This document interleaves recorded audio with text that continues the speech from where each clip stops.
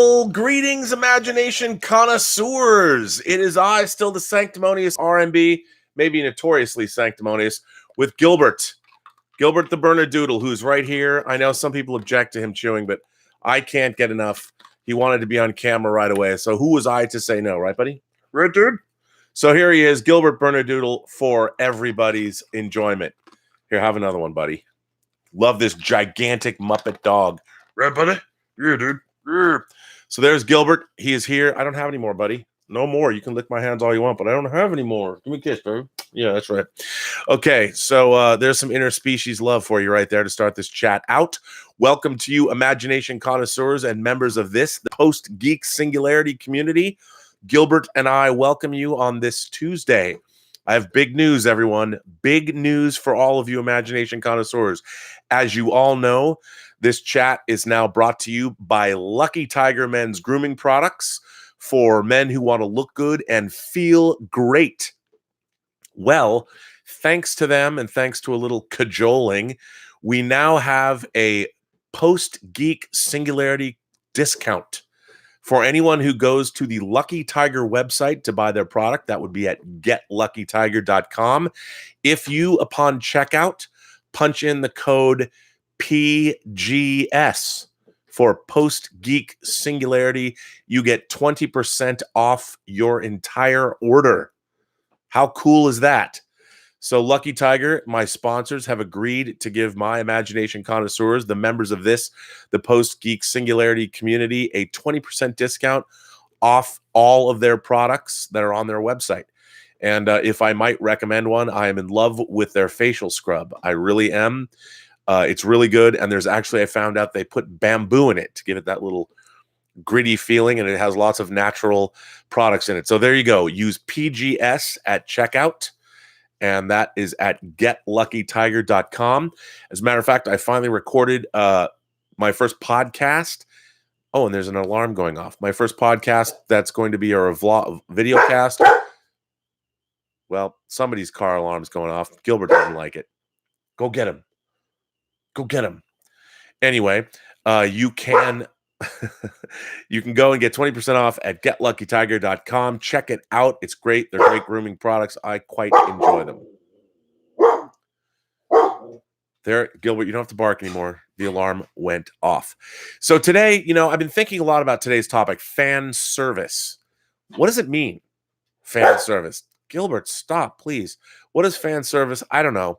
I mean, I want to get into it, but as always, I've got a lot of letters to read. Been getting a lot of letters at the Burnettwork website, and I got a letter from one of my favorite letter writers about one of my favorite subjects, which is Star Trek. And this letter, let's see, where did I put it? This letter comes from our favorite scientist, our favorite PhD candidate, Miss Willow Yang, our favorite Chinese Canadian, and who's actually an immigrant, came from China. I actually like that. I think it's fantastic. But as many of you know, Willow has been making her way through Star Trek, the original series, my first love, my religion.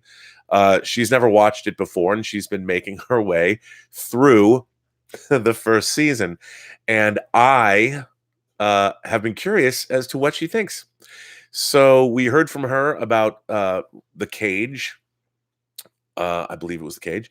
And now we are, or maybe it wasn't the cage. Maybe it was Where No Man Has Gone Before. Anyway, she's written, well, I'm just going to let Willow take it away because nobody can convey to you what Willow Yang is thinking better than Willow Yang. So this letter comes from Willow. Dear Rob, as you know, I'm currently slowly making my way through Star Trek, the original series. As of the composition of this letter, I've just passed the halfway mark of season 1. There is one episode, however, that really bothered me, and that is Dagger of the Mind. The episode featured the character of Dr. Helen Noel, a female psychiatrist who was dispatched to aid Kirk on an investigation. I regret to inform you this, knowing how much you love Star Trek, but I was severely disappointed and offended by the way she was depicted. I'm writing to you now to give you my analysis of the character. I know the old adage that you shouldn't judge a book by its cover, but I was put off by Noelle from the moment that she was introduced. A beautiful young woman with unblemished porcelain skin, luscious hair, and perfect makeup. As a female scientist myself, the whole trope of female doctors, lawyers, programmers, and other professionals being overtly sexualized on screen is aggravating. Male professionals can appear middle-aged and homely like Dr. McCoy, and that's not to knock DeForest Kelley. But female professionals, it seems, must always be young and attractive. Not only is this a problematic and sexist depiction of women in the workforce, it is also infuriatingly unrealistic. Are you really going to have me believe that someone in their early 20s would have gotten out of medical school or graduate school, much less be the most qualified expert in their field? But I'm not going to dwell on Noelle's appearance for too long. Such a detail can be ignored if the character is at least written well, or well written. Unfortunately, that was just not the case. Noelle was imprudent, and ineffectual, serving more to generate sexual tension with Kirk than to provide any intellectual insight. This was established in an early scene when Kirk embraced her while they were going down the elevator together to Adam's lab. This incident bothered me for two reasons. On the basic level, it confirmed my fears that they were going to play out the trope of the female companion being relegated to the role of love interest to the male lead. On the more intellectual level, I cannot see this type of workplace etiquette being condoned in what's supposedly the 23rd century. Kirk's behavior would have been considered harassment now in the 21st century, and unless our society has severely regressed in the future, I cannot believe that it would be considered appropriate 200 years later. As a scientist, it was impossible for me to buy into Noelle. She lacked the fundamental traits of a scientist, curiosity and skepticism. Her conversations with Adams were utterly unbelievable and frankly cringeworthy. I did not see two experts having a cogent discussion in those scenes. Kirk, at least, exhibited curiosity. And I know that it wasn't in the science so much as finding out what happened to Dr. Van Gelder. Noelle adopted the attitude of, just trust the experts, they know what they're doing. She was not curious. She was not skeptical. She did not show any interest in understanding the techniques that Adams was experimenting with. On the contrary, she expressed blind, unequivocal support to him. Her character was completely dumbed down to make the men appear more intelligent. And then, of course, comes the part where she and Kirk were examining the neuralizer. To test its efficiency, Noel made the brilliant medical decision to adulterate the memory of their previous encounter into a scene straight out of some hokey Nicholas Sparks novel. I just wanted to bang my head against a wall at that point. She's supposed to be a psychiatrist. She's supposed to be an intelligent, qualified specialist brought on to provide expertise. Instead, she's been reduced to some ditzy schoolgirl daydreaming about getting swept away by a man. Her actions were unprofessional, inappropriate, and utterly moronic. I felt angry and embarrassed watching her. If that's how people think female professionals behave, how can they be expected to take us seriously? I had high expectations for Star Trek after hearing everyone lauding the show for how intellectual, profound, and progressive it was. When they featured a female scientist on an episode, I had hoped to see an intelligent and resourceful professional, someone who I, as an aspiring researcher myself, could connect with. Instead, I got Noelle, a character who was overtly sexualized, who provided no intellectual insight, who made moronic decisions, and who ultimately served little purpose other than to titillate the male protagonist, and by extension, the male audience members of the show. I had expected much better. Women already have to fight to be taken seriously in the workplace. We don't need the media to further propagate inaccurate and damaging stereotypes of us. Such depictions might be acceptable in the 1960s, but they aren't today. And I sincerely hope that they won't be in the 23rd century. Yours sincerely, Willow. P.S. If you've made it to the end of this letter without your head exploding, I just want to tell you that everything I've written up to this point was all done in jest. I was trying to troll you. I was initially going to write up a review for Balance of Terror, but you know what? I thought it might be fun to try my hand at writing a faux outrage piece first. And what better franchise to pick on than your beloved Star Trek? Speaking honestly now, some of the criticism that I built my letter around were actual issues that crossed my mind while watching the episode. They just didn't bother me all that much. And I certainly wasn't angry or offended. I didn't care for Noelle. I didn't buy into her being a psychiatrist, but I understand that she is a product of a different era and that it's folly to apply 21st century sensibilities and standards to something made over 50 years ago. Moreover, for a character created in the 1960s, she still is far more competent, resourceful, and well-rounded than a number of female characters created in the 21st century. Twilight. And I did enjoy Dagger of the Mind overall. So, how did I do? Did I manage to get you worked up at all? This is why I love you guys. This is why I love Willow. This is why I love the Post-Geek Singularity community. What a fantastic letter. First of all, it was a way of shining a light on the original series, which is not a beyond reproach, by the way. I love reading analysis of classic Star Trek episodes from anybody who cares to look at them. But I also appreciate the fact that you can look and see Dagger of the Mind is a first season episode, so it was made during the 1966-67 television season. And while, of course, there were certain tropes, television was pretty new back then. There were certain things that were expected that audience members expected, and the world was different over half a century ago. But I thought this was a great letter because one, Willow, she so entertainingly pointed out shortcomings from our perspective that the episode could have in what turned out to be a funny way because I was about ready to, punch my screen, but also comes around and looks at it from our perspective. And this to me was exactly the kind of cogent analysis that we need more of, not just of old Star Trek episodes, but pretty much everything.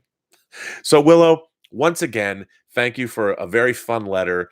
I really enjoyed reading it. I really enjoyed hearing from you, as always. So that to me was fantastic. And it's sort of, what's interesting to me is it got me thinking about the topic I wanted to discuss, which is this thing that has been jumping up called fan service. And I'm sure we've all heard of it. We've all read articles about it. This movie had a lot of fan service in it. And I keep hearing about fan services being bandied about a lot when it comes to things like Game of Thrones or Star Wars or Star Trek. And I hear about this a lot. And it's very interesting because people either condemn fan service or they're quick to point out that fan service isn't so bad. What's wrong with fan service? And I've always thought the term, I've never really liked the term fan service because, I mean, if you're a fan of something, if you're the audience member for whatever it is that you're talking about, there are things that as an audience member you just want to see. And the creators of these things, they've already given you fan service by creating something that you like. That's what I've always found so strange. I mean, if something has fans, the actual show itself it is fan service. But at least what I take to mean fan service, the way I define it, at least in my own mind, is when people are talking about fan service disparagingly, I think what they mean is that the creators have decided to give the audience what they want and expect at the expense of the larger narrative.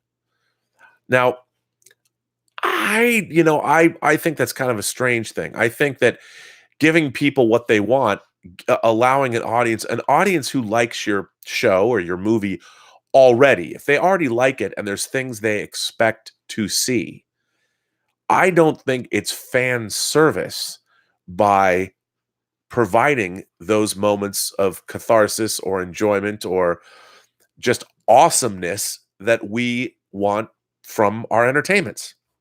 Now, I'm going to talk about Endgame, and I'm going to say something that this is going to be I'm sorry, I want to discuss a specific spoiler about Endgame.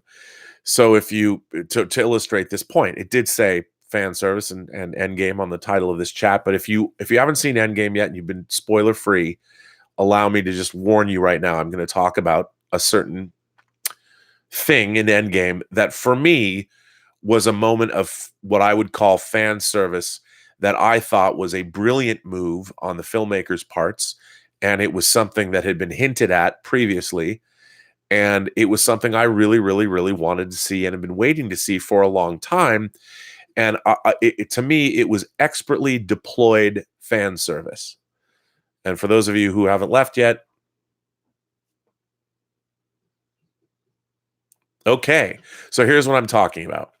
For those of you who've seen Endgame, there is a moment where we see Captain America summon Mjolnir, Thor's hammer.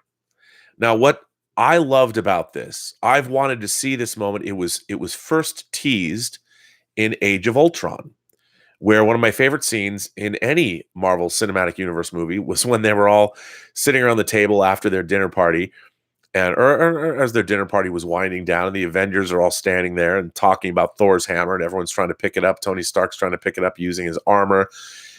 Doesn't budge. But then we see Steve Rogers put his arms around it, and it moves. And even Thor is surprised by this. He can't believe that it's moved. And of course, in the comics and also in the Marvel Cinematic Universe, you have to be worthy to wield the hammer of Thor. So they already set up this idea that in maybe some small part of Steve Rogers, he was worthy of wielding Thor's hammer. Now, I don't presume to know how Asgardian, or as Thor says, space magic works. I know that Odin imbued Mjolnir with the power of Thor. Whoever wields this wields the power of the gods or whatever. I would assume that there is a certain level that Mjolnir can measure in an individual, their heart, whatever it is, their soul, their katra, their aura. If they wore a mood ring, whatever. It's kind of like the cosmic mood ring or something. But when Captain America finally gets Mjolnir and uses it against Thanos in Infinity War, a lot of people would say, oh, this was fan service. To me, I would say this is awesome narrative structure. When you are giving, first of all, it's a superhero movie. It works in the genre of superheroes. The genre of superheroes has certain things, certain tropes.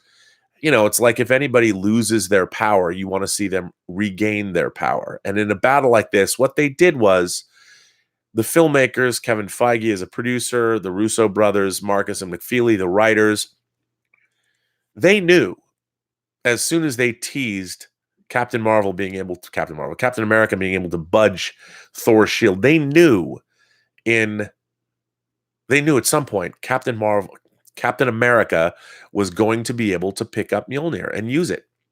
It was just a question of when.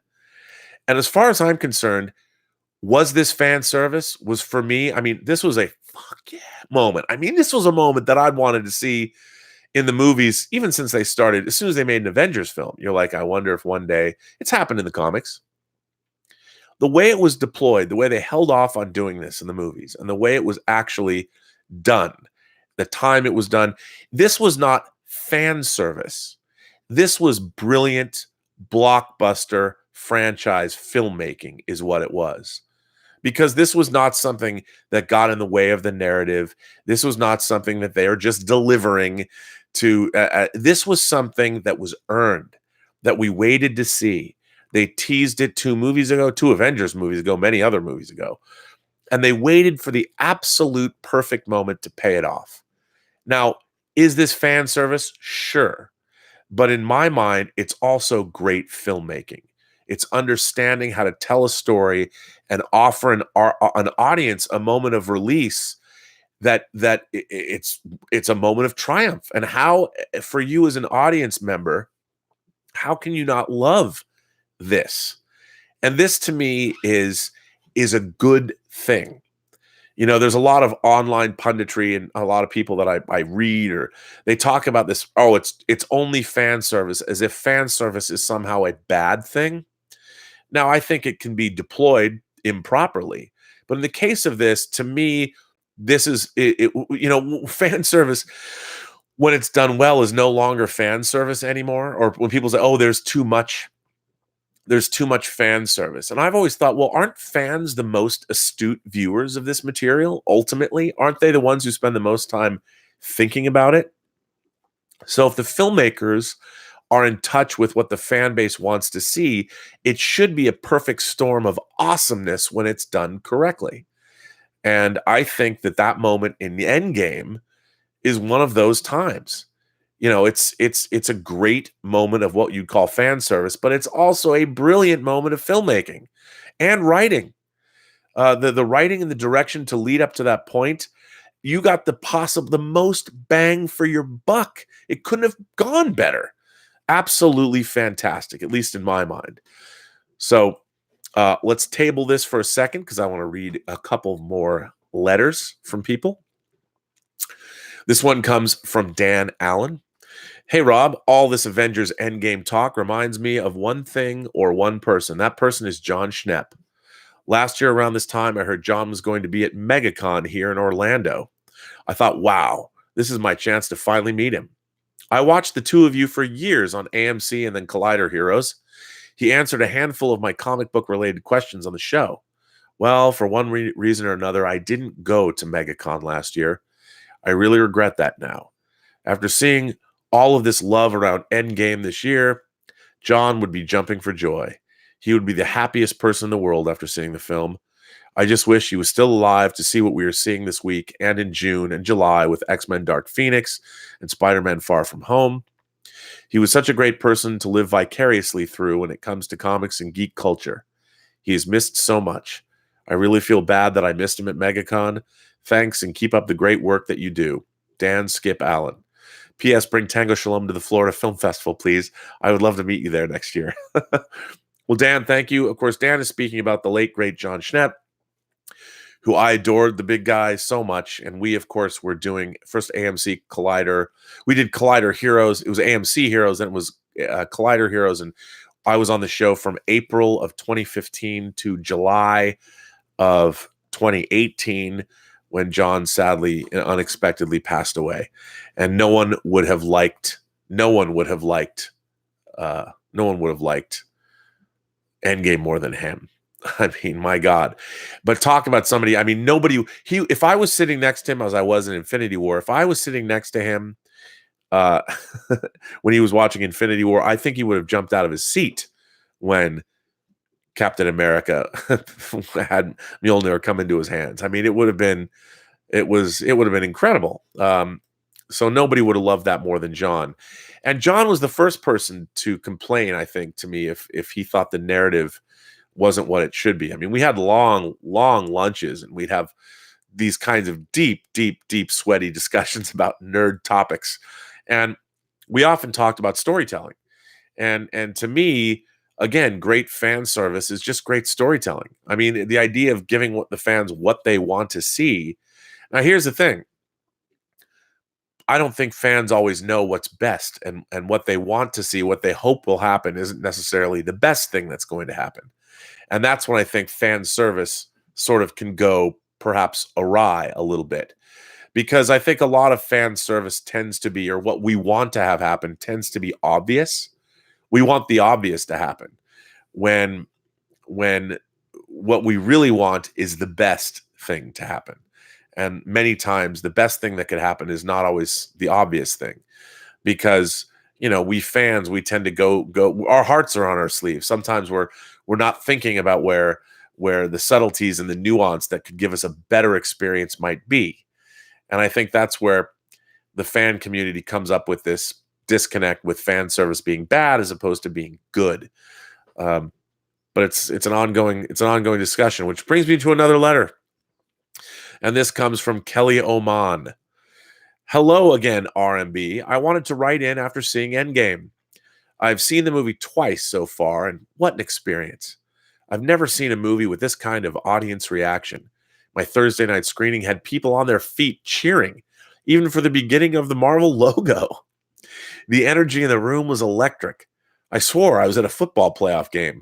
What a time we live in to experience an event like this. I adore this movie. I love all the character moments. The first hour of this movie could not have started any better. It was emotional, and I was riveted beginning to end. I truly felt these characters. I truly felt for these characters and what they were going through. I have a lot of the same feelings toward the movie as you do. Infinity War and Endgame combined are the best in the Marvel Cinematic Universe, in my opinion. Many people had issues with what they did with Thor, Hulk, and the whole time travel bit. I actually really liked what they did, particularly with Thor. I felt this was a natural progression of the character and made complete sense. Was it funny? Definitely. But I didn't feel it took away from his character. This movie was so different from any other Marvel movie, and that's what I love about it. I loved how it took its time and showed how everyone was dealing with the aftermath of the snap, all building to the adrenaline pumping extravagance that is the last act. The only thing that was a little confusing was some of the time travel elements. For example, Cap showing up as an old man. I wasn't sure if he was coexisting with the younger Cap staying in the shadows with Peggy. I absolutely love this ending for Cap and wouldn't want it any other way. I just wondered exactly what happened. I just read an article online where the Russos cleared up some things. In the article, they explained that Cap went back to an alternate reality and lived his life there with Peggy. He did not go back to the past of the main timeline to live his life. Just going into the past would create an alternate reality. The Russo brothers also said the real question is, how the heck is he back in the prime reality? The Russo brothers, interesting question, right? Maybe there's a story there. If you listen to what the Ancient One and Banner have to say, this makes total sense. Every time the characters go into the past and alter things, it creates a new branched reality. This also explains future Nebula still being alive after shooting 2014 Nebula. I believe Endgame is a very smart film and uses time travel cleverly. The movie's already 3 hours long, so it couldn't really spend a lot of time explaining their rules for time travel in depth, but I feel the article definitely answers some questions and creates some new ones. I wanted to share that with you and ask, what are your thoughts on Endgame's time travel? Did you take it as Cap went to live in an alternate reality and somehow came back to the MCU main timeline to give Sam the shield? Also, what are your feelings on Loki escaping? I assume Loki escaping is an alternate reality, but do you think he could jump realities? He does have the Space Stone after all. The only other question I really had after this film was concerning Gamora. Was she dusted by Tony? I took it as he snapped away Thanos and all of his forces, which may include her. I did hear an interesting theory that Tony actually did not kill Thanos and his army. He instead snapped them back to 2014 to set that reality back to normal. Do you think he killed them or sent them back to 2014? Either way, it's an interesting question. I have a feeling people will discuss and analyze this movie for years to come, and I think that's a testament to how well the Russos handled the conclusion of this epic 22-film saga. I'm sorry this letter became so long, but there is so much to talk about with this movie. As always, keep up the great work. Kelly Oman. Well, Kelly, a lot of interesting, astute questions there. Uh, you know, I I think a case can be made that Gamora was snapped. She no longer exists, which is why she was not with the Guardians of the Galaxy, because Tony didn't know who she was. You know, I guess they really never met before, so it's who's to say? I mean, all of Thanos' forces in his own mind. What are the rules? Like, do you only have to think of what you want, and somehow the Reality Stone and the Mind Stone combined with the rest of the Infinity Gauntlet makes what happened happen? I don't know. I think it's really interesting. I look. I find it funny. Here's over the last couple days since Endgame opened. Here's what I find the most amusing. It's that everybody is all incensed about that's not how time travel works. Well, as anyone knows who's watched Star Trek: The Next Generation, there's an episode called Parallels. I think Brandon Braga wrote it, probably with Joe Menosky. They were probably baked, where we see Worf jumping into many different realities. That there's all kinds of realities. In that episode, we see there's, of course, thousands of realities. And if you study quantum mechanics and you start getting into, heck, if you've seen John Carpenter's Prince of Darkness, they talk about the quantum realm, that maybe that's where the devil lives. And indeed he does, I guess. So to me, to my mind, it was obvious, and they set up originally that time travel is not the same time travel that we know of. Normally, we think of time travel in our own lives as time is this linear line. It's one line, and you can jump back. At least in sci-fi time travel, you jump back into the one timeline that exists, and you can then, in the past, the grandfather paradox kicks in. If you were to go back in time and assassinate your own grandfather, you wouldn't exist anymore. In which case, if that's the case, how are you able to jump back in time and kill your own grandfather? Because if you did, you wouldn't have existed in the future to jump back in time. That's the grandfather paradox. Now, in this case, they flat out say that you cannot affect the past because it's already happened. You can't go back in time. All you can do is, you as a time traveler, you're leaving your linear time, and from wherever you leave, you jump back into a different past. It's not your past. You can't affect it. But that past becomes you, the traveler. You are moving into your future. And from your future, you can't affect your past. See, I really like that. That's why you could only jump back in time to where you came from. So I thought for the most part, it really worked. Now, when you're in Endgame and you're already in the past, when you have when Steve Rogers and Tony Stark decide, okay, they're going to jump back from 2012 to 1970 because they know both Pym particles and the Tesseract are there. How are they able to do that without the quantum tunnel? Well, I don't know. Who's to say? But I would think that once you've passed through the quantum realm, or whatever, and you have your quantum GPS that they can actually program, you're sort of in a state of flux if you have this locator, I guess. Like, I don't know.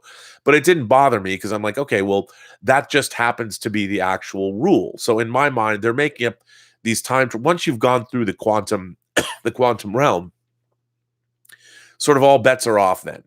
Like, how is that going to work? I don't know, but we do know that part of the ability that you have is, if you still have Pym particles, you can make another jump. Those jumps were supposed to be, you're supposed to go back in time, back where you came from, but that's because you have your GPS locator on. So if you punch the time, whatever, and they decided to go back to right before Tony Stark's birthday, that's how he knew where to go. So that's where they wind up. Now, here's the funny thing. As everyone knows about time travel, it's not just, everything is moving. So the actual Earth, our solar system, has moved from where it was when you time traveled. So you're not just traveling through time when you time travel, you're also traveling through space. And there have been some movies that have illustrated this point well. But so you're traveling through the quantum realm, maybe the quantum realm, you're tied to Earth. I mean, there's a lot of interesting questions that arise when it comes to time travel. But since it's all fake anyway, it's interesting to see people get outraged about time travel. Now, time travel then becomes an element of fan service. So if they knew, the Russos knew, that in our minds, most of us believe, at least with all of the time travel stories that we've watched in the past, that there is a linear timeline. And when you're traveling through time, you're going into your own past. And what you do, of course, as Ray Bradbury so astutely pointed out in his story, A Sound of Thunder.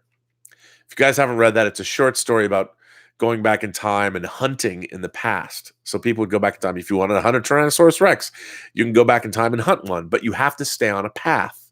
If you walk off this path, you could do something to greatly affect the future. Like if you were to step on one insect, I don't want to change the joys of people discovering this story, but it's a great story. Everybody should read it. It's a quick read. But even if you tore off a leaf off a plant that's off this path, you could affect the future millions of years hence. That's the butterfly effect. A butterfly's wings flapping could affect, on one side of the world, can affect the climate on another side of the world. Look, all of this it's all fake, made up science anyway. But Endgame flat out states that you can't affect your past because you're going through the quantum realm. And the quantum realm, all bets are off.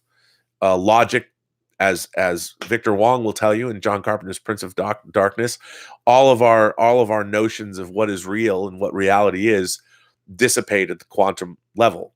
So it's okay. I never had a problem with this time travel stuff. The Steve Rogers thing is interesting because did he go back in time to live with Peggy? I mean, for those of you who've seen 1980s The Final Countdown, there's a similar, somebody pointed out, I had said it was Martin Sheen that goes back in time. It's not, it isn't Martin Sheen. I don't want to ruin that movie for you, but I love The Final Countdown. It's not the greatest movie in the world, but it's a lot of fun. If you like time travel stories and you like World War II, the idea of a modern nuclear aircraft carrier going back in time to World War II is sort of irresistible to prevent the Japanese from bombing Pearl Harbor. It's just one of those great conceits. So if you haven't seen it, there's a great Blu-ray out, by the way. I don't know. I don't remember who put out the Blu-ray, but one of the specialty companies did. And it's beautiful. The Final Countdown also has a great music score by John Scott. And it's got Kirk Douglas and Martin Sheen in it. It's got Catherine Ross is in it. It's got a really great cast. So please check out The Final Countdown if you like time travel movies. What are some of your favorite time travel movies? I mean, two of mine, there's actually a couple time travel movies that I dearly love that not a lot of people have seen. There's a movie that Peter Berg is in called Late for Dinner, which I would recommend. It's a good time travel movie. There's a Spanish film called Time Crimes that you got to watch. There's, of course, Predestination. That's Ethan Hawke is in it. And I really like Predestination a lot. And that was based on a Robert Heinlein story called All You Zombies. There's, of course, the low-budget movie Primer. All of these movies are sort of lower-key time travel films that I would recommend everyone watch. But again, you know, the Russos could have gone the time travel route, and I guess it would have been fan service. What they chose to do, and what I think every great movie does that deals with time travel, is you have to create your own rules for time travel. And they do that. I mean, I love the fact that they banner flat out says, hey, you know, you can't change the past because the past that you've left becomes the present that you're leaving becomes your past, and the past that you've traveled into becomes your future. And you can't from your future affect your past. I love that. And it doesn't really bother me. But what I find really interesting is that here's I think a wonderful movie that we're all looking towards and we're all diving into it and trying to pick it apart. And to me, you know, even if somehow Steve Rogers was able to go back into our past, into the prime past, which I don't think he did, but if he did, if he went back into our prime past, because we do hear that he did. If you listen to the movie, he did go in, he took back Mjolnir, he took back the 5 Infinity Stones, and he blew past our time. So he blew past our time, which I don't know exactly what that means, but he was on his way back here. He blew past it and went somewhere else. So as somebody said to me, he could have gone into an alternate past, right? And then somehow he lives his entire life and he goes beyond the point and where the movie ends, where Endgame ends, and then he comes back to the past that he left. Now he doesn't show up on the actual platform, but he came back to our time, which is where he could always come back to after he's lived his life. So I believe that then why didn't he land on the quantum tunnel? I can't answer that. You know, I don't know. Maybe he could pick his coordinates where he was supposed to land, and he landed 100 yards away and walked to the bench. I don't know, but it doesn't bother me because I know that people are like, oh, it's a plot hole. It's not a plot hole to me. I don't think it's a plot hole. I think it's just we could probably, and I guarantee you, Marcus and McFeely, the writers, know the answer to this. But again, when you're dealing with the idea of time travel at all, in a way, was kind of fan service to me. Because how else are you going to fix? You had to deal with time travel. And what a great time travel has been a staple of Marvel Comics for a very long time. It's been a staple of DC Comics. As soon as the first time Flash ran on the cosmic treadmill and you found out that there's the Justice Society, the Jay Garrick Flash and the Barry Allen Flash, and dealing with what was Earth 2, like 30 years behind us or something. Time travel has been a staple of the comic book. So what's so great to me about watching Endgame and Infinity War was more than any other comics in the Marvel Cinematic Universe. They embraced comic book storytelling, and yet they made it so wonderfully set in our real world. And our real world. They made it believable. They made it plausible. They made Thanos and his snap plausible. I mean, they took what let's face it, a ridiculous conceit from the comics.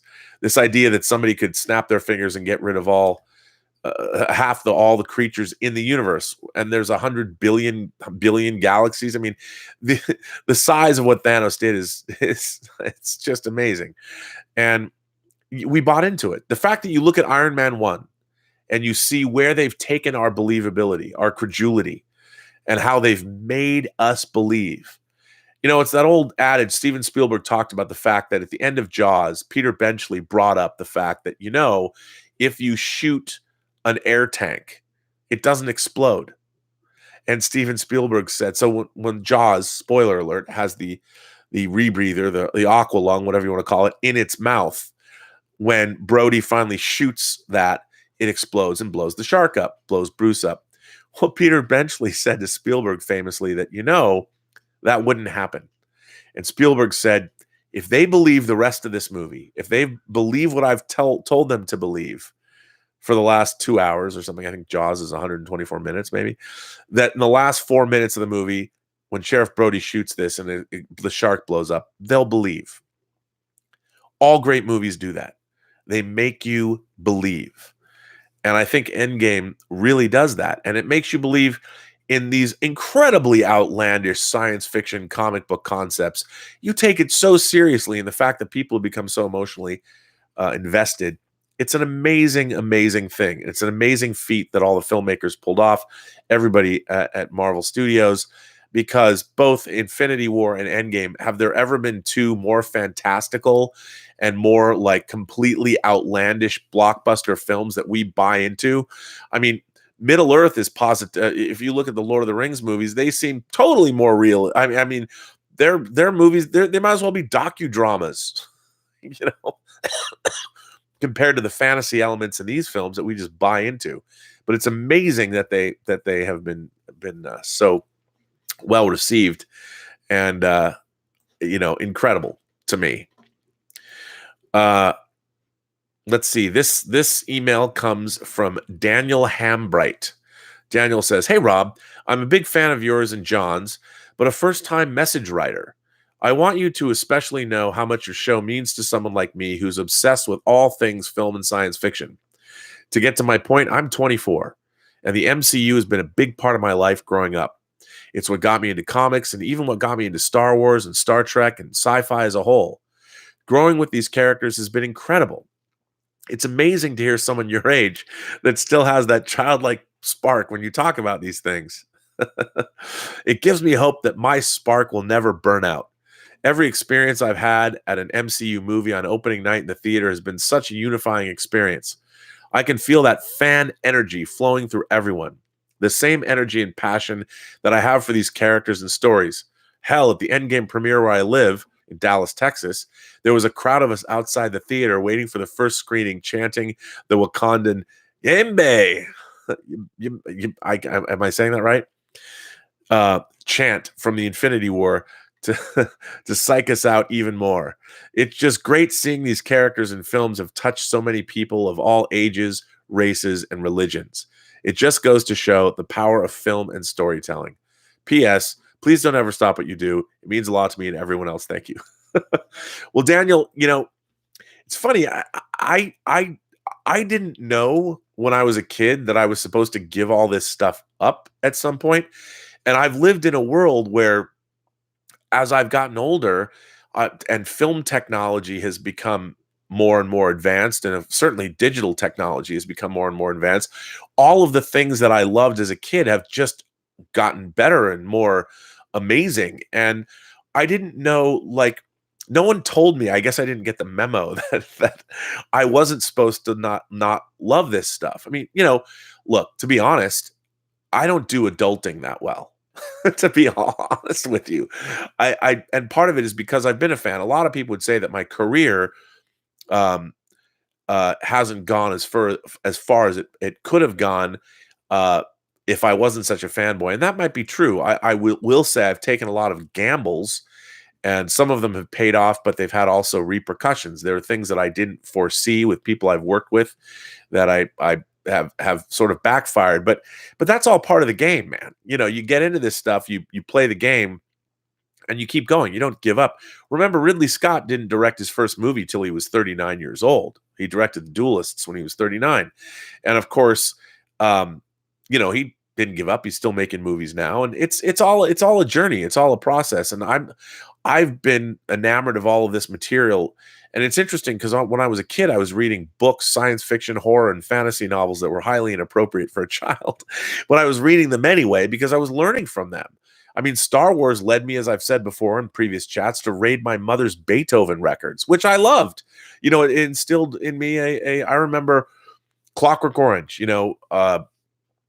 science fiction films like Zardoz makes great use of Beethoven's Seventh Symphony. A lot of movies do, but Zardoz, and of course, A Clockwork Orange is all about Beethoven's Ninth, whether you're hearing Wendy Carlos's score for how she reinterpreted Beethoven's Ninth. And then, of course, you hear the Ode to Joy at the end. Like when I was a kid, my grandmother, I made her, the Seattle Symphony, I believe, was doing Beethoven's Ninth. And there was a 153-piece choral section. I demanded, I was in high school. I said to my grandmother, I called her up because she got tickets and we always went to the ballet. And, I remember even going to the ballet with her, and I saw a ballet called Coppelia, about a wind-up, like a clockwork girl, basically a robotic girl who comes to life. And I'm like, well, I'll go see a ballet about that. But I saw Beethoven's Ninth Symphony with the 153-piece choral section because they did the Ode to Joy because of a movie. And all of these things have led me to these interests. And I guess when I was growing up, it all was a continuum. The great thing about being a child of the 80s, growing up really in the 80s, adolescence, my teen years and all that, is that pop culture, there was a synergistic relationship to all of it. It was fashion, it was music, it was movies, it was books. All of it sort of worked in tandem. And you couldn't, I wasn't just a horror movie fan, I was a horror novel fan. I had to read the new Peter Straub novel. I had to read the new Dean Koontz novel. I had to read the new Stephen King novel. And then when the splatterpunk movement came out, it was Clive Barker and Skip Inspector and Dave Scow and, J.F. Gonzalez or whomever. I mean, and all of it. And then it was the music, it was the invasion, the British pop invasion. I love synth music, Finding New Order and Depeche Mode and The Cure and Style Council and then Bauhaus and the Cult, whatever. I mean, it all worked together and it was synergistic. I mean, John Hughes's soundtracks were a lot of the first time I ever heard Sieg Sieg Sputnik was in Ferris Bueller's Day Off, Love Missile F-111 or whatever. I mean, it was all that stuff and it all worked together. And as I grew older, it just kept getting better and better and better. And I think that I'm glad to hear, there's no reason you have to give this stuff up. There really isn't. And I've somehow, here I am talking to you about it, years later. But I was able to make a movie with my childhood idol, William Shatner. I'm Captain Kirk. I got to make a movie where I got to write a script and then direct Captain Kirk. I mean, it was great. It was fantastic. I've traveled all over the world. I've been on the sets of the Lord of the Rings movies and Superman and Narnia and X-Men, and who would have ever thought? I mean, sure, would I have liked to have directed those movies? Yeah, but I didn't do what I needed to do to get to that position. I'm still seeking, still trying to do that. I received an interesting email not 10 minutes before I started this chat, which could be a lifelong fulfillment of a very lifelong dream that a project I've been working on for the better part of 2 decades now. There's some real movement on it. You never give up. Gangs of New York took Martin Scorsese 20 years to make. So you never have to give this stuff up. All I'm saying. This next one comes from Lucas James. Hi, Robert. I'm a high schooler from Michigan. I sent you a live chat a few days ago about how I've written my first book and directed my first documentary. Thank you for your response on the show. A bit of motivation goes a long way. Anyway, I just finished the first draft of my second book. I almost have 2 books and 1 documentary to my name so far. I didn't really have much money though, and I'm very young. Do you know what I should do next? Well, first of all, Lucas, congratulations on doing that. That's incredible. What you got to do is you don't need a lot of money to write a book, obviously, and you don't need a lot of money nowadays to make a documentary. I mean, I would assume you have a camera, and if you have a laptop, that's really all you need, especially if you're shooting digitally. I mean, of course, I haven't seen your documentary. I haven't seen what it looks like, but working on your technical prowess is always good. A lot of documentarians and a lot of filmmakers fall down when it comes to lighting.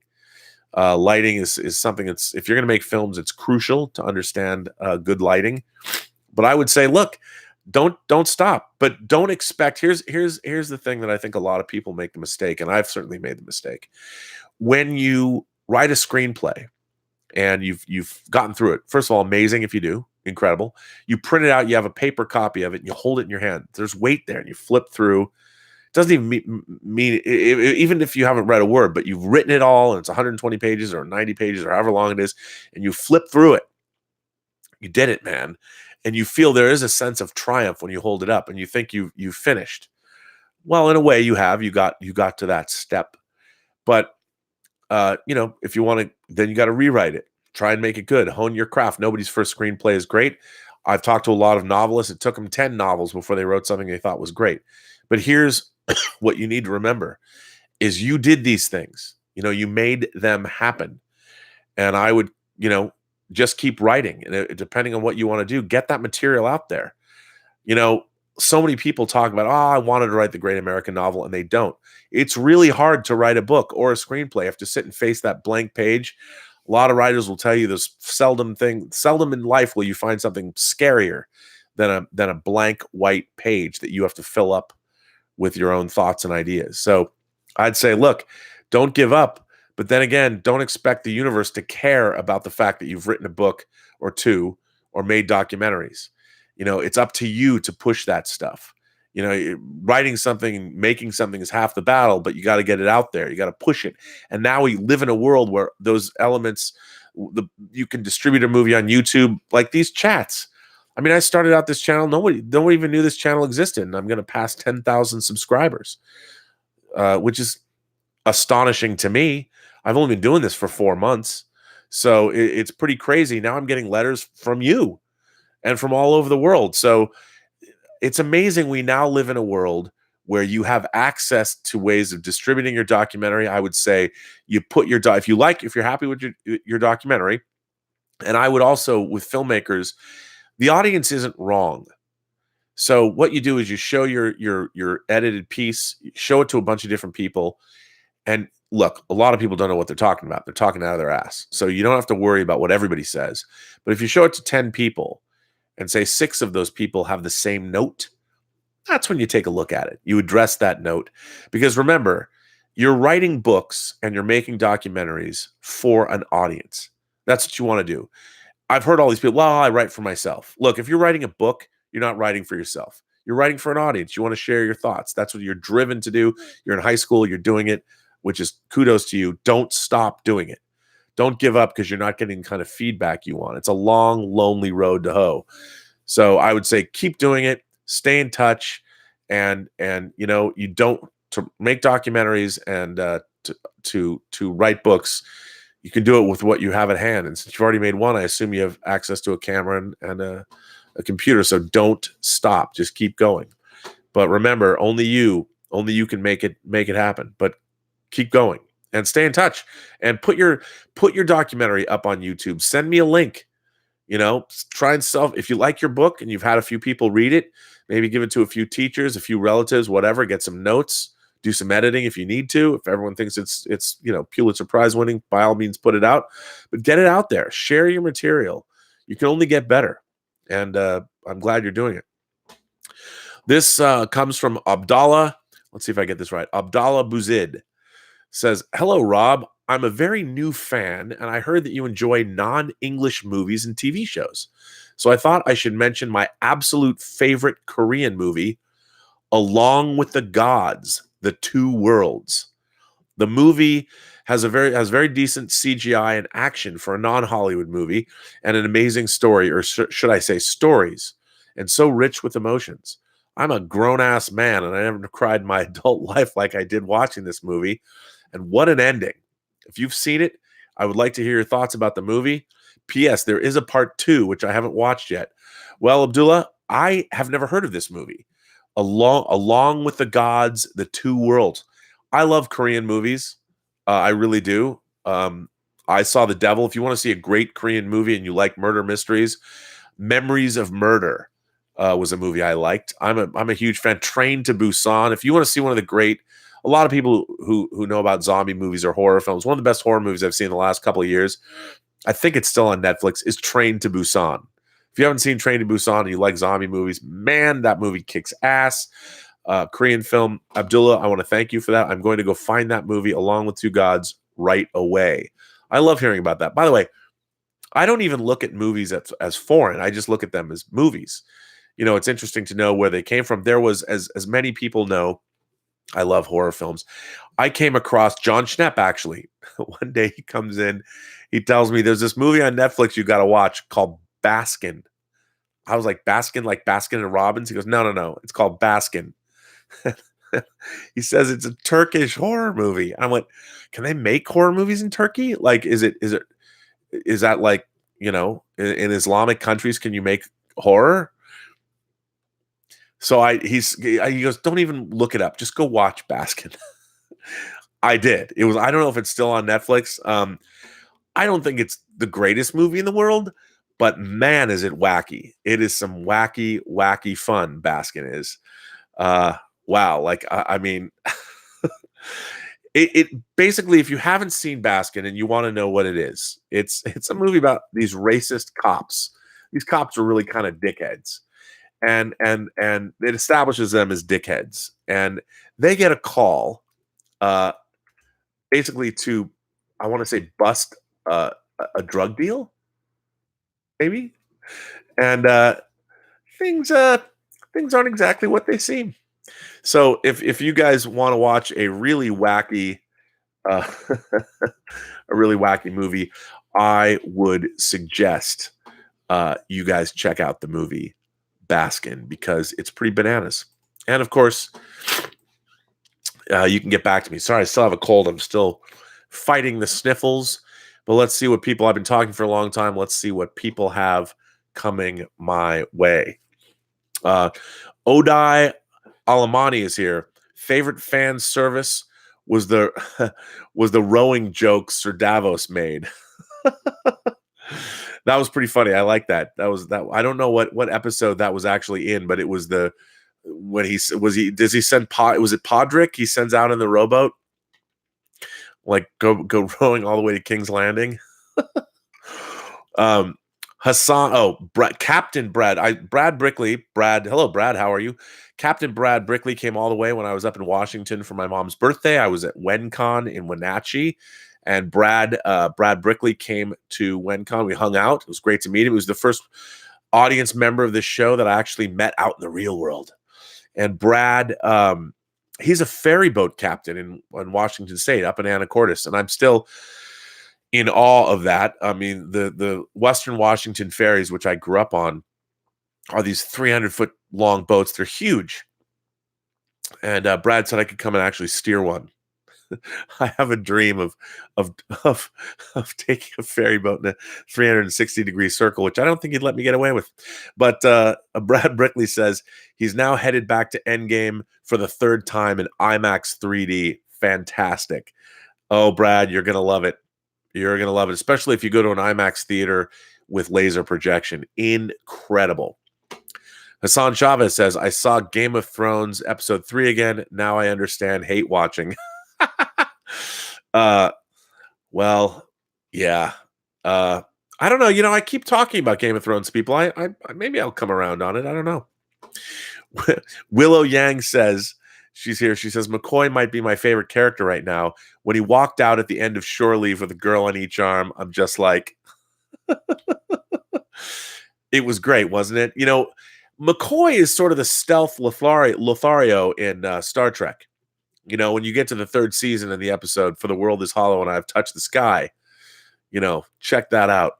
I think it's third season. Not usually on people's top 10 list of episodes, but I've always liked For the World is Hollow and I Have Touched the Sky. And there's actually a sequel book, a novel written by Christopher Bennett, who's one of my favorite Star Trek writers, modern Star Trek writers, called Ex Machina, which is actually both a sequel to Star Trek the Motion Picture and a sequel to For the World is Hollow and I Have Touched the Sky. I highly recommend that book if you are so inclined. Jim Boyers is here, and he says his favorite time travel film is Somewhere in Time, The Feels. That is a great movie. I mean, it's again a low-key time travel, not a low-key, but a low-key time travel movie. Who doesn't love Somewhere in Time? And what a great score. Wow. Great fun. Hassan Chavez says the old Cap and Falcon scene was unnecessary. Fan service. I didn't think so. I mean, I thought that was a great scene. You got to set up something moving forward, and I loved the moment where he says he'll try and be a good man, and Cap says that's why it's yours. I mean, come on, talking about the feels. I loved all that. I think it's great. Mark C says the problem is most people think of time as linear when it's actually a big ball of timey-wimey stuff. Yes. I mean, look, human beings' understanding of the universe is admittedly small. And when we start talking about quantum mechanics, it gets a little crazy. And I see, for my whole thing is once you've bought into the premise of time travel, what I find really funny is now we live in a world where people are looking to poke, and I am too, looking to poke holes in what's going on. Like, this doesn't make any sense. Because we're so used to having things make sense that all of our suspension of disbelief is earned. Usually I think that I come from the school of, in a movie or in a TV show, you get one ask, or maybe two per movie, where they're like that time travel is a big ask. Like in Back to the Future, you believe that time travel exists. And in the Back to the Future universe, if you change your past, you can be erased. That's a simple conceit, easy to understand. So when Marty McFly goes back in Doc Brown's time machine, we know what's at stake. And obviously, if somebody, there's a lot of, that's a simple premise, but there's a lot of things that go along with that. For instance, all of Marty's clothes can betray the fact he's from the future. His DeLorean, of course, will betray the fact he's come from the future. His knowledge of the future. So there's all of this stuff that comes into play. And I think Back to the Future is one of the smartest science fiction screenplays ever written. It's a brilliantly written and conceived storyline. And they really delve into, they do a really good job. And of course, I mean, the Endgame was more Back to the Future 2, but I really like Back to the Future 2. And it gets even more convoluted. So it's interesting. Timey-wimey stuff. Yes, that is a great way of putting it, Mark C. Yeah. But it's crazy. But, we're trying to poke holes in these things. It's amazing we're getting these kinds of entertainments. Stubble McShave says, your thoughts on time travel in Austin Powers. Again, I think they use the time travel conceit in Austin Powers. It's really funny. I love Austin Powers, but that's another thing. Time travel can be used to very humorous effect. It's very poignant in, say, the movie I brought up, Late for Dinner. It's very mind-bending in Primer. Primer is an independent movie that was made for $30,000, and it's one of the great time travel movies. I've said this before, but where was I? I was someplace. I don't know if I was in Hawaii. I was working on some job, and I was in I'll tell you where I was. I was in Australia, and I went to Australia. I think I was working on Lord of the Rings for the first time, and I watched Primer in my hotel room twice, and it was back to back. I was like, oh my God. And I had to sit down. I actually was writing charts and trying to figure out, now, wait a minute. Primer is a great film. But yeah, I loved Austin Powers too. It was fun. John Centris is here for the Word Balloon podcast. Rob, you and I have parallel careers. I'm doing the sort of broadcasting I've wanted to do with my podcast. We don't have to give up. We'll find our way. Again, every time John writes in, he has this podcast called the Word Balloon podcast. He's been doing it for years now. It's a great pop culture popcast. Maybe that's what we should be calling our pop culture podcasts, is popcasts. But he's interviewed so many comics creators and other people involved in various aspects of pop culture. Check out the Word Balloon podcast. It is a great podcast. I think you guys will love it. So check that out. It's great to have him here. I always appreciate it when he's here. Darth Suthius asks, "Hey, Mr. B, I just pre-ordered the Endgame Thanos statue by Iron Studios. I already have the Infinity War Thor and Ragnarok Loki, and they look great for the price point." Yeah, they do some really good work. I love when people buy their statues and stuff. I used to buy a lot more statues. I don't really buy statues anymore. I love Sideshow. Oh my God, there's so many great statues. I'm kind of obsessed with this company. I want to say they're in Indonesia or something, or Singapore. They're like, I don't know what they're like, two letters like MX or PX or something. They do these incredible. I'd never heard of them, and I watched somebody do a walkthrough at some toy fair. I want to say it was in Indonesia, of these Marvel statues. They're incredible. The statues are incredible, but I'd never heard of them before. But I think getting those, I think they're going to sell a lot of Endgame and Infinity War merch. By the way, the Captain America Endgame figure that Hot Toys is putting out is for pre-order. It's up for pre-order. It doesn't come out until 2020, but it's $275, and they're keeping secret 2 of the accessories it comes with. I think it's probably going to come with Mjolnir and probably a shattered Captain America shield. I haven't bought a Captain America Hot Toys figure since 2011 or 2012 with the first Avengers that's in my case right there, the first Avengers Captain America figure. So I'm looking forward to getting this one. I look forward to the fact that to be honest, how many Black Widow, Captain America, and Iron Man figures can one company make that are all hundreds of dollars each? So I'm happy to not have to get any more of those figures. Magic K says superhero movies nowadays is the spy movies in the 80s and 90s. That could be. I do think the superhero genre will eventually play itself out, but the Western lasted a number of decades. I mean, remember, X-Men 1 came out in 2000, so we're 19 years into the modern superhero. Because I know Blade came out, and I'm a huge fan of The Crow. I think The Crow is a great movie. But we're 2 decades in to the modern superhero film. That's a long time. That's 20% of a century.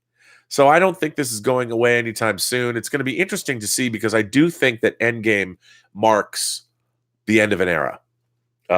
It really does. The Marvel Cinematic Universe will continue on, but it'll be interesting to see how the TV shows, the 8-episode shows like Vision and Scarlet Witch and Captain Winter Soldier and Bucky, or Falcon, or Bucky and Captain America, whatever that's going to be. How that's going to work, because all of these are now going to play into the Marvel Cinematic Universe, the larger universe. Kevin Feige is taking control of those shows. They're doing an 8-episode Loki series. How is that all going to work? Are you going to have the same kind of forward momentum? I mean, I don't envy a guy like Kevin Feige. Look, you're going out with this movie that's making ungodly sums of money. You've made 22 films, and those movies are going to average out at $1 billion each. Of course, I know people are like, "What do you mean? Iron Man only made this." No. But if you the aggregate number, you look at all 22 movies, and then you average out how much they've made. I think Endgame, if it goes past, you're looking at almost $1 billion a film. It's going to be, no one's ever done that. And how do you follow up? Doshi is here, the great Doshi. Doshi, as you know, who's a member of the Post-Geek Singularity community, was diagnosed with leukemia. So Doshi, it's great to hear you check in. He's feeling better today. Long road to recovery. Well, Doshi, you can beat this thing. You've always got us. You can always drop in here for a kind word. We are pulling for you. And like I told you, my friend Mike Schertz, Dr. Mike Schertz, he's an ER doctor and also Green Beret, beat back terminal leukemia twice. And he is still a practicing doctor. Which, by the way, if I can give us a shameless plug, many of you might not know this, but I created a medical lecture series called Crisis Medicine. And tomorrow, the series, it's a 3-part, 3 different series. It's a lecture series that I directed, produced, edited, and shot, actually, and production design. You can find that at Crisis Medicine. I don't know if it's like crisis-medicine.com. But tomorrow, May 1st, brings out the new Stop the Bleed campaign. You're going to see it sort of over social media, hopefully, and especially on Twitter. That's what Crisis Medicine is about, stopping people who were in active violent events. The synagogue shooting, a doctor was applying CPR to his wife who had already passed away. What Crisis Medicine does is help people that are in active violent events save the lives of others. I'm very proud. It's one of the things I'm most proud of that I've done in my career. It's amazing. But that campaign launches tomorrow, so look out for that. Doshi says, in addition to feeling better today, Doshi says the Sonic the Hedgehog trailer gave me cancer again. Okay, Doshi, you know what? A sense of humor is always something to hang on to, so I appreciate that. Yeah, the Sonic the Hedgehog trailer that dropped today, not exactly my favorite thing in the world. And I'm glad to hear you have a sense of humor about it and that you can laugh about it. So good on you. Darth Suthius is here. He says, do you think Shang-Chi will take place in the U.S. or China? Black Panther is the only one so far to not be in the States. The MCU could use some expanding on Earth. Darth, I hope it does take place all over China. I'd love to see it, not just in Hong Kong, but throughout China. I want to find out more about China. I think Shang-Chi is the perfect way to do that. I mean, I'll watch that, although I think they're going to have a little bit of a problem with verisimilitude if it takes place mostly in Asia. Is it going to be subtitled? Will it be the first? I don't think Marvel would do that, but maybe. I mean, who knows? But I think we're going to see a lot more. There's no reason, with the amount of money that these movies are making in China, that the Marvel Cinematic Universe shouldn't have a movie set in China. I think that'd be pretty dope. And what a character to do it with. I mean, I think that's fantastic. Alexander Wilson says, you said that the last episode of Game of Thrones didn't move the story. Why? I beg to differ. We all know the story is about the throne and the ruling. Well, here's the thing. Remember, the books that George R. R. Martin are writing, the whole series is called A Song of Ice and Fire. Only the first book is called Game of Thrones. Now I understand why they call the series that. But in terms of the story, I wanted to know, I guess, if you haven't watched Game of Thrones, I should say, if I answer this question, which I'm going to answer, turn this chat off and come back into it a few minutes later. But I think with Game of Thrones, the thing that disappointed me about it was, yes, okay, I have to say, the first half an hour of the episode, I was on the edge of my... I don't think I've ever been so tense watching a TV show ever as I was the buildup to what was happening. But I thought that there was a lot of things in that episode that I really didn't like. I didn't like how the Dothraki and the Unsullied were sort of wasted. I didn't like the fact that we left our main characters for a long period of time. There was not enough, in my mind, intercutting. I thought the editorial of the battle, the editor did not do a great job. I thought it was a little overwhelming. But in terms of the story, I thought that the story of the Night's King would have greater resonance to Winterfell, to Bran, and overall to the overall story of what happened in Game of Thrones. Ultimately, we find out that it really was just, I mean, if you want to look at it as a metaphor for global warming, that we have to combat, whether you believe in global warming or not. And I'll give you my own personal, I guess, political beliefs about all this. To me, it's a simple matter of, do we want to take care of our environment? We live in a closed system. That means that everything we spew out into the atmosphere, it goes somewhere in our planet. We are going to have to deal with it some way, shape, or form. We are spewing out a lot of CO2 and particulate matter into our closed system. This is not debatable. It happens every day. We see it wherever we go.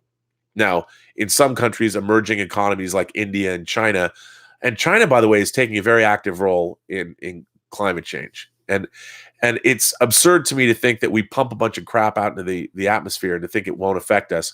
And we have more industry over the last 150 years than in all of previous human history. So it makes sense. Of course, we're affecting the environment. It's just like if you filled your house up with smoke, if you forget to open the vent in your chimney when you light a fire around Christmas time, your house is going to fill up with smoke. Got to open the vent or not light a fire. So I saw, if you want to look at the whole, the White Walkers and the Night's King is basically representing the natural order that was sweeping over Westeros. I think, okay, it would be satisfying if they prevented that from happening. They stopped essentially the spectral global warming that threatened to consume them all, the long winter or whatever. But to me, that's not really, the rest of that story has been so interesting that all of the interconnectedness and the scheming and all of that, it bothered me that even the Night's King, they had a plan. They're wearing armor. They know what they're doing. Like the undead pulled a dragon out of the water because they knew they could use it, which presupposes intelligence and intent on the part of the Night's King. Okay, so what was he trying to do? People have told me, well, just killing everyone. Well, that to me seems sort of counterproductive. Why would you want to do that? So they're not around, so I guess they're not going to kill you. I mean, there's no, and I just thought that there should have been more to it. That's what disappointed me, is that at the end of the day, it's like, oh, that's all it was. But if that's all it was, why did we, from the very first episode of Game of Thrones, see these White Walkers and have it built up as this enormous threat? I guess if that's all you cared about, but the rest of the story, the rest of Game of Thrones was far more intricate and had a lot more going on and a number of different levels to things. And I wanted more than just what we saw. It seemed, again, like it was all just a punchline, that none of it really mattered. I mean, this has been going on. Someone built that 700-foot wall. Like, it was a big deal. And I don't know. I was let down. That's all I'm saying. I don't think it moved the story that much. I mean, sure, everyone's like, well, it's really about what's going on in King's Landing and Cersei. And yeah, okay. But it's like, how much more can go on? Like, in my mind, like, okay, so she's got the golden company. Okay, so there's going to be what, another battle? Frankly, I think the Golden Company is going to sell her out because she owes them money. I don't think the Lannisters paid all their debts. I think we're going to, and the Golden Company is loyal to the Targaryens, really. So we'll see, and I'm sure we'll get that too. But again, I wanted to see more of an intricate. That's all. I just want to see more story. Steve F says, on a rewatching of Back to the Future, I noticed a picture of Doc Brown hanging off the clock as Marty's going to plug into the amp. That's interesting. I'd have to go back and look at that. I don't know. We shall see. I'm gonna go look at that right now. I want to see. Haskell 420 says, hi Rob, I blew my scientist friend's mind. He believes in reincarnation. When I said, what if some of us die and we're reborn in, say, 1720? It fucked him up. Well, look, I think there's a lot about our lives that we don't even understand. We don't even see in the full spectrum of light. So imagine what we're not seeing. I mean, who knows? That's crazy. Darth Suthius says, if Adam Warlock is in Guardians of the Galaxy 3 and Thor is with the Guardians, I could see him as the muscles, presuming Adam will be super strong. That could be. I mean, I don't know. That'll be interesting to see what happens. Macario. Oh God, I can't. Okay, Macario Santagiro, Jeremio. That's a cool name. I love that name. I just wish I could pronounce it correctly. New subscriber got a good day going to share with my. New subscriber got a good day going to share with my son the 5th time this week. I guess you're going to Endgame for the 5th time this week and IMAX. Appreciate your different spin on life. Marvel for life. Well, thank you. I appreciate that. Welcome to the party. I'm glad you've subscribed. And for those of you who haven't, please subscribe, hit the little button so you know when I'm on again, and hit the like. Always can use that support. Lloyd Bridgman says, asks, will Hot Toys make an Endgame Thor and Hulk? I hope so. I don't think that they're going to make an Endgame Thor. Call me crazy. I don't think that they will. By the way, their Infinity War figures is fantastic. The Infinity War Thor figure is terrific. And Hulk, I wouldn't mind, actually, if they made a Hulk. I mean, they've made 3, Hot Toys has made 3 Hulks so far. I own only one of them, the first one that they did. But I really, really, really want to get the Gladiator Hulk from Ragnarok. I love that figure. I really want to get that. I have not got that. You can still get that from sideshow. I really want it. I haven't bought it. But I would love to see them make a Professor Hulk that looks more like that has Ruffalo's face. I think that'd be great in that outfit. Yeah, I think that's terrific. I'd love that. Archangel 0891 asks, "Hi Rob, in the next phase, will we get Richard Rider Nova?" I don't know. I would hope so. I mean, I think that if anyone's going to deal with the Nova Corps, and we're going to see Xandar again after it was decimated by Thanos, I think it'd be James Gunn. I definitely think that we will see. But I mean, I would like to see all of that. I'd like to see Nova. I'd like to see Adam Warlock.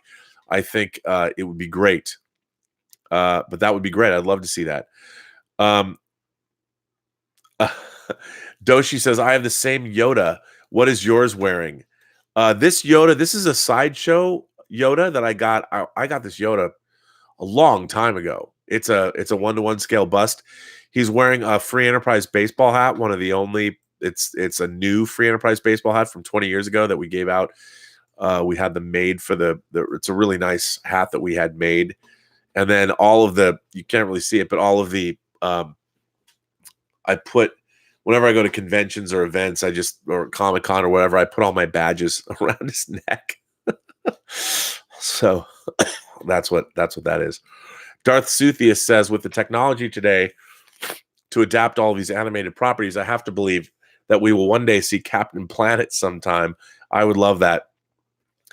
I love Captain Planet. I love the idea of Captain Planet. I don't know how well it would translate to movies in the world that we live in now, but I could see that. I mean, maybe if they gave Captain Planet the Shazam treatment, that could be good.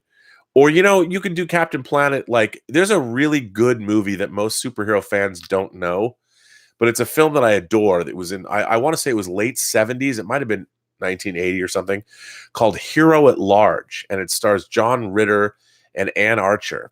And I consider it a superhero film. I think it's a lovely little comedy. And John Ritter, it's set in New York, and John Ritter there's a movie coming out, they're promoting a movie called Captain Avenger. And to do that, they hire actors to wear Captain Avenger costumes to things like supermarkets and things like that. And John Ritter inadvertently foils a crime while he's wearing this costume and becomes like a real life superhero. He becomes a cause celeb. And it's pretty good. It's a delightful movie that's kind of been forgotten by the sands of time, but I highly recommend it. Check it out. I have it on DVD. You can find it on DVD. And old DVDs are cheap unless that one's probably worth a lot of money because you can't get it anymore. But I'd love for Shout Factory or somebody to put it out. I think that would be really cool. So who knows? Maybe one day somebody will. Sky Amazing Guy says, "Robo, my man, love the channel." Where Sky Amazing Guy, I thank you, sir. Thank you for the support of the channel, and thank you for saying so. I really do appreciate that. Jason C. Brand is here. He says, "I still have hope that we can get to see Free Enterprise 2 someday. #love long and party." I do too. I've been working diligently towards hopefully one day seeing a Free Enterprise 2 get made. There's a few hurdles that have to be made beforehand, but William Shatner is not getting any younger. And I have to tell you, I dearly love the script for Free Enterprise 2. I really do. I think we have a great story. It's much bigger and different than the first Free Enterprise. I would really like to make that film, and you never know. I think it would be very, very cool to see that. Who knows? We'll see. But thank you for that. Love long and party. You remember. And hopefully we'll see a Free Enterprise Blu-ray or 4K disc shortly. I actually, given my druthers, I'd like to do a final cut of the movie. I'd really like to really get in there and put the screws to it the way I've never been able to, and really give you the definitive version. Because, it's kind of a lost film. I mean, I'm not going to change very much. I just want to make it a little bit slicker and a little bit more professional.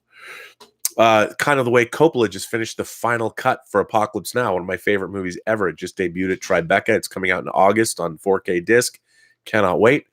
Darth Suthius says, "If you indeed travel around the U.S., global if possible, to talk to fellow connoisseurs, it'd be neat to do so over food that is from their ethnic background. That could be a nice little show." That's a great idea. I mean, I've often said that one of the ways that we can combat and overcome our racial differences, our religious differences, our sexual preferences, whatever, is to always sit down with people and have a meal. It's something we all do.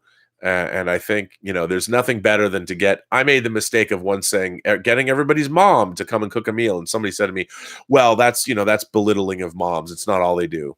All right. Just a turn of phrase.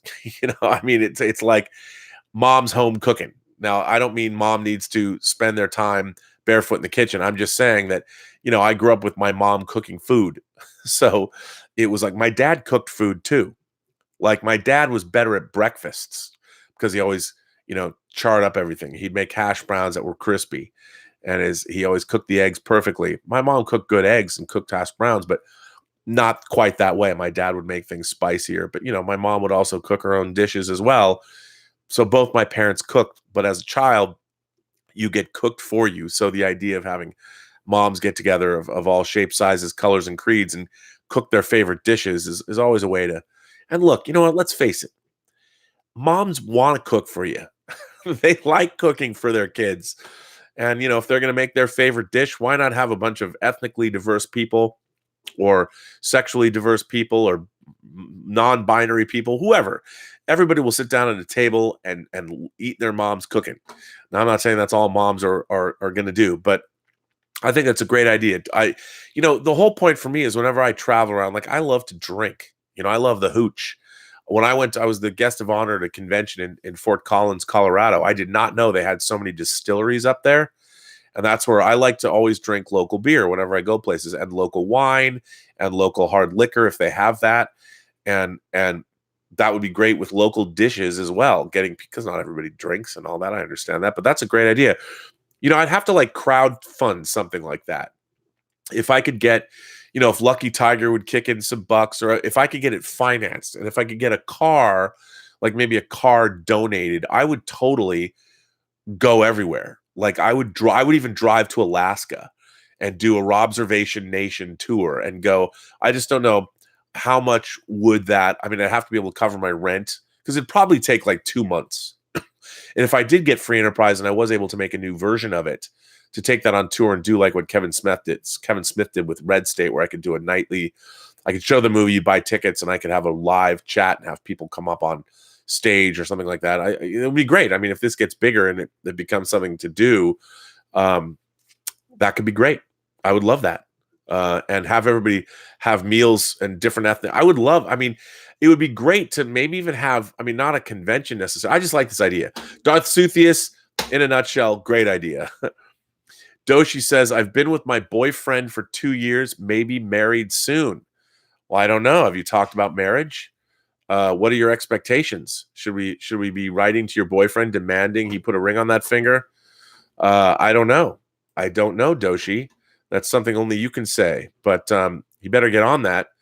I think that would be a good thing. A good thing for you. Mark C says, by the way, keep us informed. By the way, now that we've publicly shamed your boyfriend into proposing. Mark C says, Rob, you need Jägermeister. It will either cure your cough or drink enough of it and you won't care. Yeah, here's the thing though.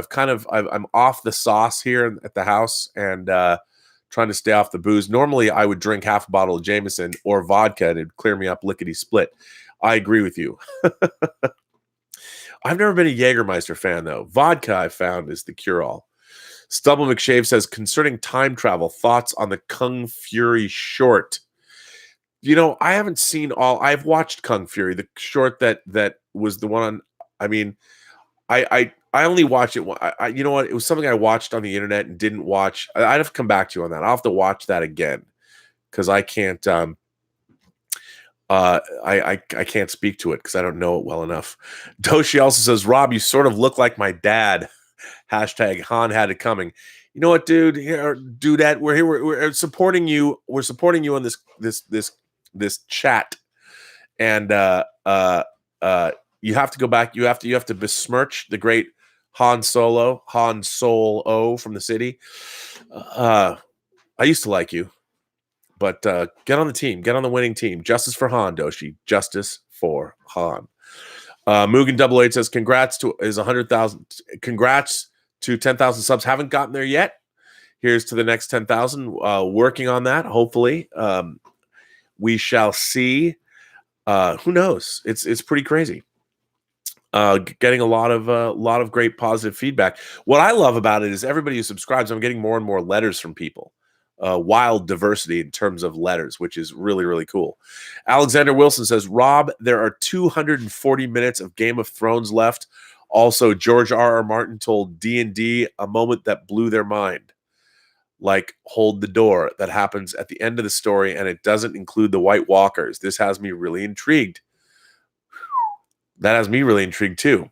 I mean, look, I'm not. Some people were saying, by the way, I'm not done with Game of Thrones. I've heard a lot of people say there's a lot of nerd channels that I watch, and people say that they're done with like I love Doomcock. I don't know if you guys watch Doomcock, but I like Doomcock a lot. Man, Doomcock was not pleased with the long night. And I understand where he's coming from. I don't necessarily disagree with him, but I'm going to watch Game of Thrones. I'm too invested. 8 years. I'm not going to just because I was disappointed with the resolution of one storyline doesn't mean that there's other storylines that I'm not interested in. I want to see it all. So I'm looking forward to those final episodes of Game of Thrones. So it has me intrigued too, Alexander. I just hope it's good. And I think it's probably going to be good. I love the first 2 episodes of this year. I thought they were great. Fergal Kelly says, Irish stew, caw cannon. So you can say it, laugh out loud. Caw cannon. One day I'm going to learn to speak Gaelic or something like that. Irish stew is good for me. Richard Ford says, do you have any thoughts about why D&D simplified the Game of Thrones resolution? I don't know. That's good. Lack of minutes, distracted by visuals they could put on film, writing fatigue. I don't think so. I think that these things are carefully constructed. They're trying their best to do as much as they can to make sure that these shows are the best they can be. They are. And look, I'm sure some of you are going, then why did you say that about Star Trek Discovery? I think the Star Trek Discovery writing staff is a much different experience. But, Weiss and Benioff, they want Game of Thrones to be great. They do. They're trying their best. And, anyone who's read the books knows that the White Walkers are they're not the force they've been in the show. And maybe this was their way of dealing with it. I think it's might have been disappointing to me, but that's one episode I think the joys of Game of Thrones are far better. I've received far more entertainment from this show than most of the television shows ever made. So, I think it's just, you can only go so far, so long with the TV show. The fact that we got eight seasons is amazing. I think they were able to put as many visuals. It's pretty amazing what they did with that episode. So I don't know. I mean, it's hard to say. It's an interesting question to ask, but I think for the most part, we did get something that was pretty spectacular. It's pretty spectacular. Jason Brand says, did you watch The Orville? If so, what did you think? Yeah, I read an article yesterday about The Orville. I really enjoy The Orville. I mean, I don't think that The Orville, I really enjoy the characters. I enjoy the situations, but I don't think it stands alone yet. It seems to be an homage and a love letter to Star Trek. Not just because they have so many of the production people from Star Trek, whether it's Joe Menosky and Brandon Braga writing, whether they have people like Jonathan Frakes directing, the storylines. I mean, the Kaylon, the Cylons. It's an homage to sort of modern science fiction television, and I don't think it's brilliant, but I enjoy it. It's like comfort food to me. It's like good comfort food, but I've enjoyed it. I mean, the last 2 episodes of the second season were pretty good. I like them, but again, it's not anything we haven't seen before. It's all different tropes, and I thought the season finale was a pretty quick resolution. I liked it. It was fun, and I do like the show. I certainly hope it comes back for a 3rd season because it's fun. I enjoy it.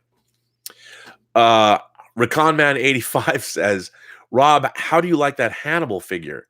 Do you ever get custom figures? I just kit bashed a Michael Myers finally. I'm a big horror fan. I buy custom figures. You know, I bought a lot more custom figures when I was rich. When I had a lot more money and making when the DVD world gave us lots of cash. But I think when companies, and there's a lot of, when I say custom, what I mean by custom is like when somebody themselves, like I would consider them garage kits, like people make figures from scratch, or they sculpt their own head sculpts and things like that. Those to me are custom. Or when someone takes a commercially bought figure and modifies it with, like, say, rooted hair. There's some amazing artists that are working in that space. I haven't bought a custom figure in a long, long time. I do want to get, there's a guy who makes Babyface from The Hills Run Red. It's like $1,000. And I obviously, because having produced that movie and developed it and nurtured it and worked with Dave Parker to actually create, director Dave Parker's vision created Babyface, you know, one of my very good friends. I would like to get the custom figure of that. But I think custom figures are great, but I prefer like the Hot Toys out of the box. This figure is a Blitzway figure, and they've done 2 Hannibal figures. I love Blitzway figures. They did the Ghostbusters. They did the 2-pack of the Tyler Durdens from Fight Club. Another figure they did Carlito's Way, and they did, the first Blitzway figure I bought was Scarface, Tony Montana, which I love because he's like coked out and he comes with a chair. So I always have him displayed like totally, he's done massive quantities of blow. He's kind of sitting back with a cigar and his gun. So I do like Blitzway. I think this is a really good figure. The head sculpt, he's smiling. You got to put the mask on him, and he does come with what they wheel him around on. I think it's a really good figure. I keep meaning to move that box, but it's good. I like that figure. I really like horror figures as well. I have a lot of the old Sideshow horror figures they made in the early aughts, like Leatherface and various Jasons and Freddy Kruegers, and of course, I have all their Twilight Zone figures and Outer Limits figures they did. So, you know, I love horror figures as well, which are great. So I do like, to answer your question, I do like the Hannibal figure very, very much. It's good. It is, as they would say, fan service. Square Wheel said the Battle of Winterfell was like if Endgame ended after the first act. Yeah, I don't necessarily disagree with you, Square. I think you might be a little bit right about that. I wanted more story. I wanted more plot. There had to be more to this and that. What was Bran doing? Like, why are we saving him? I know he has the whole world in his head or whatever, but still, it was a little weird. Alexander Wilson say, men lie, women lie, numbers don't. Jay-Z. The last episode of Game of Thrones was the most watched TV episode in the history of HBO. It seemed like people loved it. Well, look, I mean, I didn't hate it. I didn't think it was awful at all. I thought it was a mess. It was a glorious mess, to be sure. And it didn't certainly end the way I wanted it to end. And I didn't get a lot of plot from it that I wanted. But that's not to say it wasn't a very, very impressive episode of television.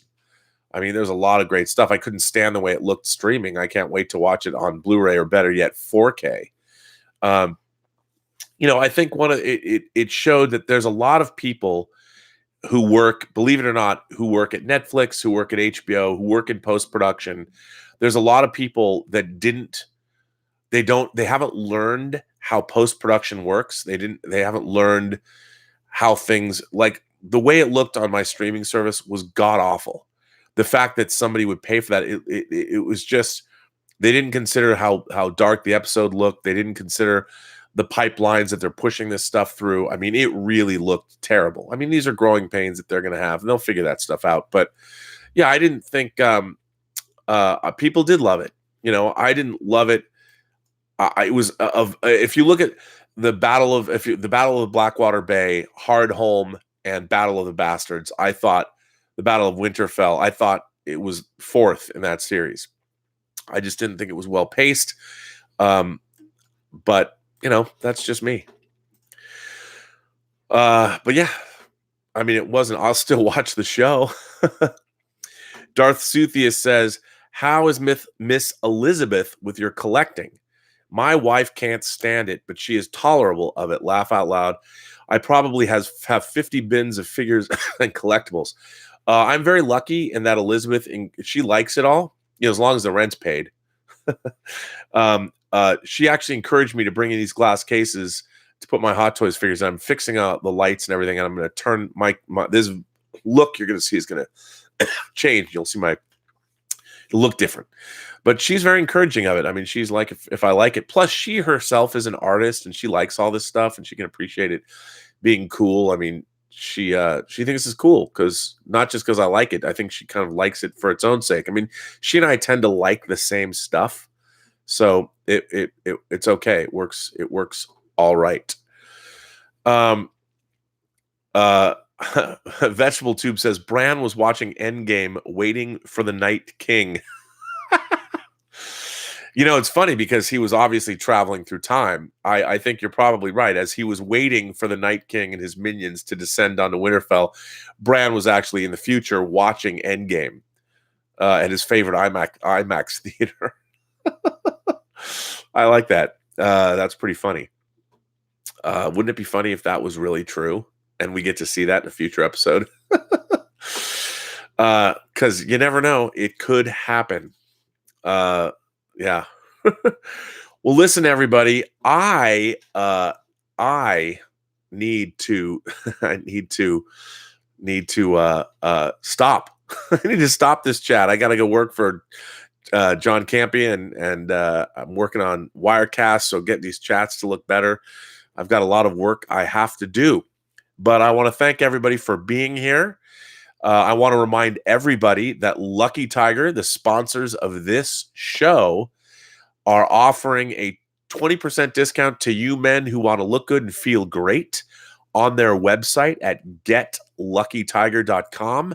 And if you punch in the code PGS for Post-Geek Singularity, PGS, you can get 20% off your entire order of men's grooming products. So I particularly enjoy, as I said, their facial scrub, and they also have a liquid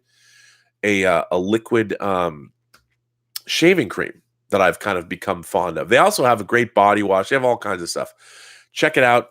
It's great stuff. But you can get 20% off if you're a member of the Post-Geek Singularity, at their website, getluckytiger.com. And you're going to see their president, Alan Murphy, and my conversation, because it was pretty interesting. So that's cool for Lucky Tiger. I want to thank all of you who continue to support me, support the channel on a daily basis. My Patreon, I don't know, I don't really talk about my Patreon that much, but I want to thank my Patreon subscribers. I'm going to start dropping work from my past. Some of you might have seen the appearances I made on SF Vortex that were from the 90s. I've got more of those when I appeared. I'm looking for the tape, if I can find it, when I was actually on SF Vortex with Stan Lee. And the way I'm going to do that is I'm going to drop those for my Patreon subscribers. So if you go to Patreon and Robert Meyer Burnett, you can find me, and you're going to start getting more content there exclusively for a while before I make it public. But I want to thank all those Patreon members and everybody who's supporting the channel and helping this channel get bigger, and everybody who's writing letters. Please keep those letters coming. They're amazing. And you can write me at theburnetwork.net, the website. We're constantly putting stuff up there. And hopefully I'll have more news on the Space Rob video game, the adventure game that's getting tested. It's being tweaked. And what I'm going to do is, hopefully the creator and I are going to make it available to be play tested, probably to my patrons first, but then members of the Post-Geek Singularity, and tell us what you think. I think it's pretty cool. It's a fun-looking game. I'm curious to see how it plays myself. But anyway, that's happening, and again, new good stuff is coming down the pike. There's all kinds of new things. Stuff is a-brewing. So thank you all for being here. I appreciate your continued patronage, and also just being the members of the Post-Geek Singularity that you are. You guys are great. Girls are great. Gentle beings are great. Non-binary people, aliens from across the galaxy, whoever you are welcome here at the Post-Geek Singularity community, as long as you practice what I demand of you, and that is great, interesting discourse, civility to your other members. And that's pretty much it. And participate. Thank you all for being here. I appreciate it. I will be back here tomorrow, probably at 1 o'clock, because I'm doing the John Campea show in the morning at 9. So check in. I can't believe tomorrow is May 1st. Oh my God. May 1st. Amazing. And my birthday's in 15 days, May 15th. Wow. And by the way, John Schnepp would have had his birthday on May 16th. So we'll have to pour out some liquor for him on that day. Anyway, thanks for being here. I appreciate it. And have a better day.